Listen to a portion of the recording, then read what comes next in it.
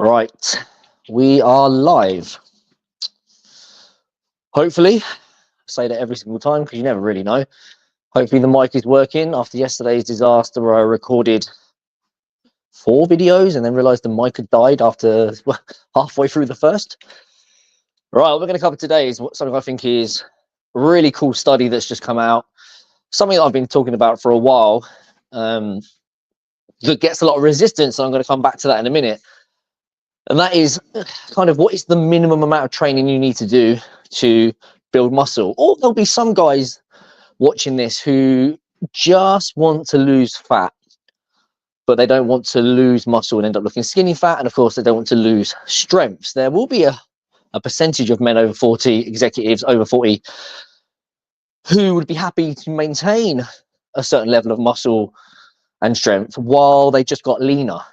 So if you're not really looking to be overly muscular, pretty much every guy I speak to on the phone says, I don't want to be a bodybuilder because they just don't have the desire, the energy, or the time, then this live is for you. Because one of the most common barriers to being in shape, or we could say excuses, is going to be I don't have enough time. Some men probably just use that as an excuse. Probably could make enough time. I mean, we could all make enough time. And then there will be men who genuinely are put off from trying to do any exercise because they feel like they won't get enough results, or they won't get a good enough return on their investment in terms of what they do in the gym or at home to justify doing it. And it has to be said, I can completely understand. If I had the mindset that I was going to have to go to the gym a lot to get results and I couldn't do it, and I thought, well, is there any point going? It would reduce probably my consistency and my ability to do it. So that's what we're going to talk about today. As you can see, are 2 30-minute sessions a week enough to build muscle? And it's funny because looking back to when I first started writing training programs for just normal, when I say normal, just average Joes who just, want to be fit and healthy, look good in a shirt or look good naked. When I finished university, which is, nearly 20 years ago now, all we ever did was just give people these like short kind of full body sessions that didn't need to take a lot of time. They used machines. And then over the years, this style of training kind of become unpopular. I still did it for a long time, around 2016. And I remember the first video I did that ever went kind of viral on TikTok was when I went against the grain and said that most people don't really need push-pull legs. They could do full body. And everyone disagreed. Now, funnily enough, everybody is talking about full body or upper lower splits. It's just interesting and makes me smug. Now, interestingly, before the study that we're going to talk about, the study in a second, about a week ago, I got prompted on TikTok to do, it was trending. It was like, can you answer this question? How would you work out if you only had 30 minutes? So I went on and did a video. And I said, if I only had 30 minutes to train, whether that's twice a week or 3 weeks, 3 times a week, 4 times a week, if I just had a half an hour block of time, whether that was in the gym or at home, this is how I would do it. And I said I would do full body workout, and I would choose one exercise for my chest, one for my shoulders, one for my back, probably 1 or 2 for my legs, one for quads, one for hamstrings, so front of thigh, back of thigh. And I would just do one set, which by the time we've done a couple of warm-up sets and got through it, would probably take about half an hour. Then someone commented on that video just saying, absolutely pointless. Didn't think of anything of it. Sometimes I reply to those comments, sometimes I don't. It depends if I feel like it's going to benefit me or not. Sometimes replying to those comments is I do so because it will benefit me and I know a video will do well. But this one I kind of ignored until yesterday or the day before yesterday. Brad Schoenfeld et al. it hasn't been published yet, but they have got a new study coming out. They're kind of talking about it now, where they wanted to see what was more beneficial, training set to failure, and it was just one set, all the way to failure. That's the point where you can't do anymore. And then the other group did a set where they stopped 2 reps before failure. That's referred to as reps in reserve. So it really was a case of testing more about the intensity of a set, because the closer you get to failure, we can say that is more intense from a muscle building point of view. We're not worried about heart rate and those other things. That's a great study. What was interesting about this study, and I'll go into it in a second in more detail, but what they did in that study was full body training, and then they did 1 set per muscle group. And they said in the conclusion, although they were testing muscle like training to failure or stopping just shy of failure, one of the things they said was, what's interesting about this study is that, spoiler, both groups gained muscle, and they only had to do, drum roll, 2 30-minute sessions per week.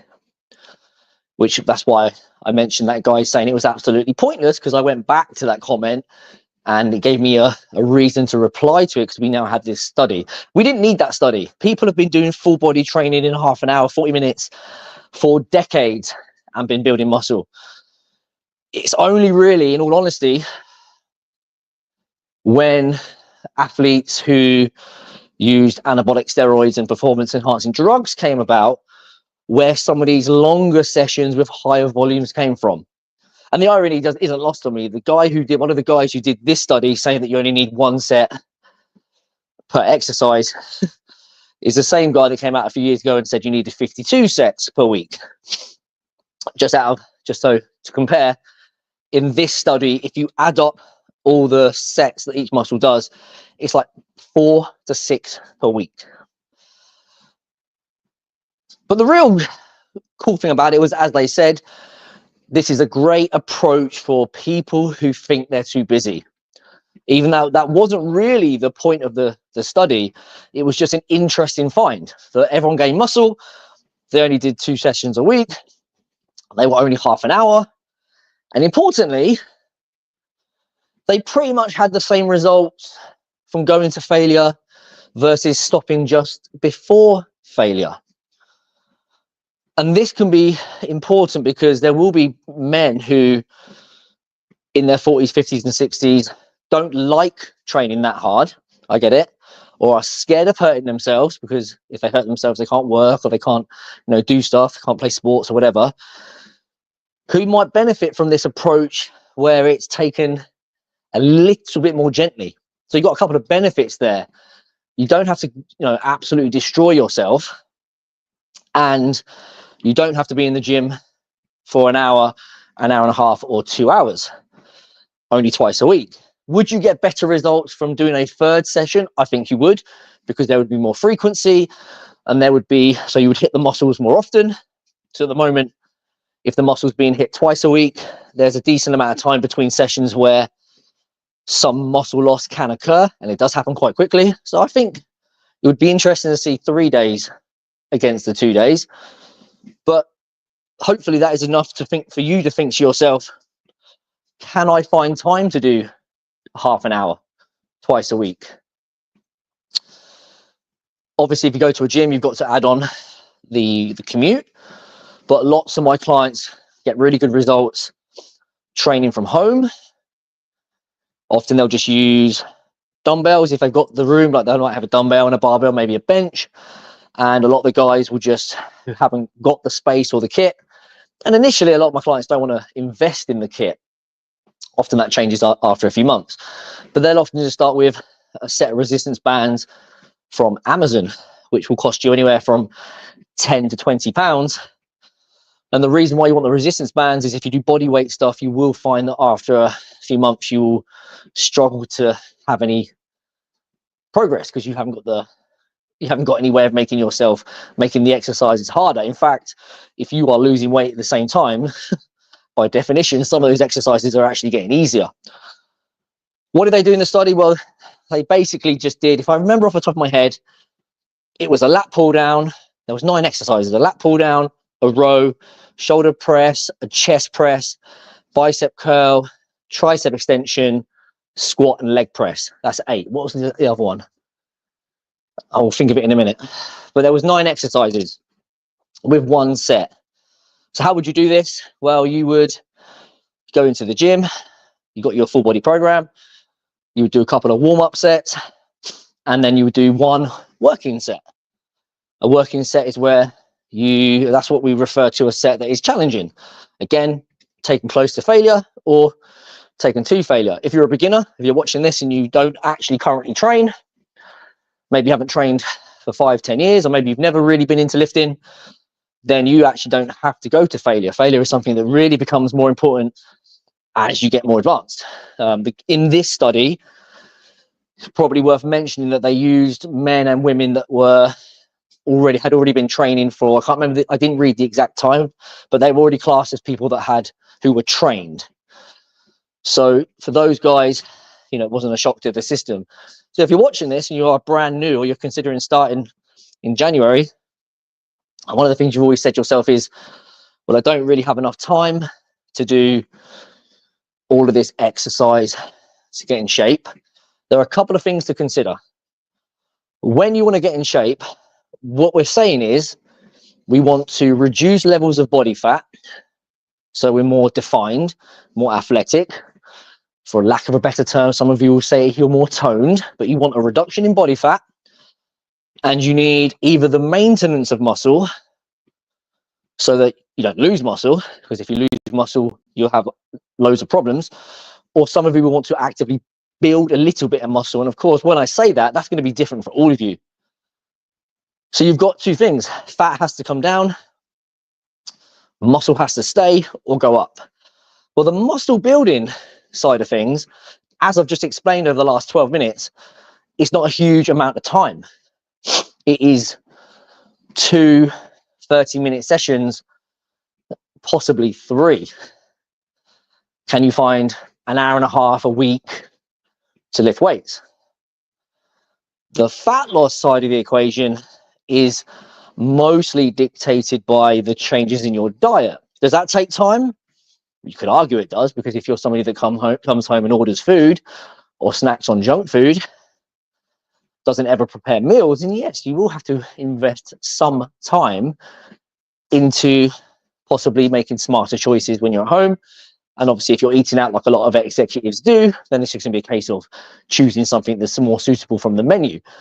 But again, if you take those meals that you have at home and you start to make them healthy for fat loss, that isn't a big burden of time either. I've done videos on this lately where I've just shown that I've been cooking meals for myself that take anywhere from 3 or 4 minutes right up to about 10 or 15. Not really a massive commitment over the course of an entire day. So really, the whole excuse of I don't have time to get in shape, be healthy, be fit, well, it starts to go out the window. What we've done on here, 1/2 kilometer. What should you do next? Well, it's quite simple. Find yourself a full body program. And when I say full body, just 1 exercise for each muscle group. So you could do push-ups, set of rows, some bicep curls, maybe a goblet squat. If you're in the gym, maybe a hamstring curl. Just 1 exercise for each muscle group, which is interesting because you don't typically see this. One of the mistakes I see a lot of men making, and I see this in the gym for myself. Sometimes if I speak to the person, I'll ask them why they do it. But you go into any gym, if you go into any well-equipped gym, you will often see guys doing the same exercise, but just kind of a different variety. So they'll do a pull-up into a pull-down. Pretty much, if you're using the same grip, same range of motion, it's basically the same exercise. Typically we call that exercise redundancy. In other words, you're doing exercises that don't actually give you any more benefit. They take time And actually, they may hinder your results because you might be doing too many movements, too many challenging sets on one muscle group. Remember, you have to recover. I remember a few years ago, I worked at a gym that had four different lat pull downs, and I watched a guy go around and do them all. So this is a case of where if you really want your training to be efficient, you have to know how to do it. You have to understand what exercises go in and what exercises come out. And for a lot of men, it can feel really counterintuitive to go in. That's probably why that guy said to me that it's utterly pointless, or whatever he said, because it's so, nobody trains like this anymore. Nobody goes into the gym and just does like one set of bench press. It's always, I've got to do 3 sets of 12, and then I've got to do the incline, and then I've got to do a pec deck.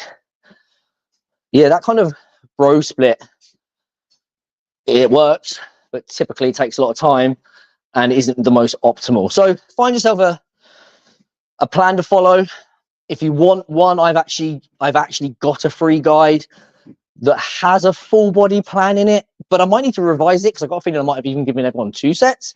So I might have to go back and change that. I'll have to have a look, but if you want it, just send me a message with the words workout and I'll send it to you.